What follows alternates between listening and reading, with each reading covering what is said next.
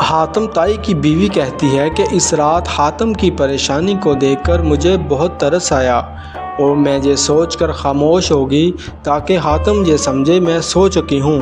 حاتم نے کئی بار مجھ سے سوال کیا کیا میں جاگ رہی ہوں، لیکن میں نے ہر بار خاموش رہی اور پھر آخرکار حاتم تائی بھی خاموش ہو گئے۔ لیکن پھر کچھ دیر بعد ایک عورت ہمارے خیمے کے پاس آ کر ٹھہری۔ اس عورت نے باہر سے ہی حاتم کو آواز دی اور جب حاتم تائی اپنے گھر سے باہر پہنچے تو اس نے حاتم تائی سے کہا، اے حاتم، میں تیری سخاوت کے چرچے سن کر اپنے بھوکے بچے کو چھوڑ کر تیرے پاس آئی ہوں تاکہ تو اپنی سخاوت سے مجھے بھی مالا مال کر دے اور میرے بچوں کے لیے 2 وقت کی روٹی کا انتظام کر دے۔ یہ سن کر حاتم نے کہا، آپ رکیے، میں آپ کے لیے کھانے کا انتظام کرتا ہوں۔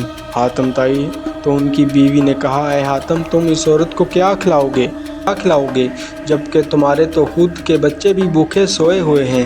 یہ سن کر حاتم تائی کچھ دیر تک سوچتے رہے، اس کے بعد فوراً اٹھے اور اپنے گھر پر کھڑے ہوئے ایک گھوڑے کو ذبح کر دیا۔ یہ وہ گھوڑا تھا جو حاتم تائی کے دل کا سب سے قریب مانا جاتا تھا۔ اس کے بعد حاتم تائی نے آگ روشن کی اور ایک چھڑی لے کر اس عورت کے ہاتھ میں دی اور اس عورت سے کہا، جاؤ اپنے بچوں کو لے آؤ اور اس گھوڑے کے گوشت کو بھون کر مزے سے کھاؤ۔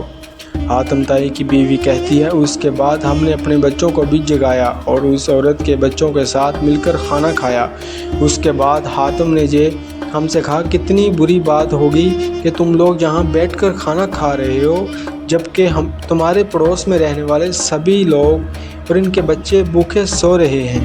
بس یہ کہنا تھا، حاتم اپنے گھر سے باہر نکلے، ایک ایک کر کے سارے پڑوسیوں کو کھانا کھانے کے لیے جگانا شروع کر دیا۔ اس رات حاتم کی وجہ سے ہمارے سارے پڑوسیوں نے اور ان کے بچوں نے پیٹ بھر کر کھانا کھایا۔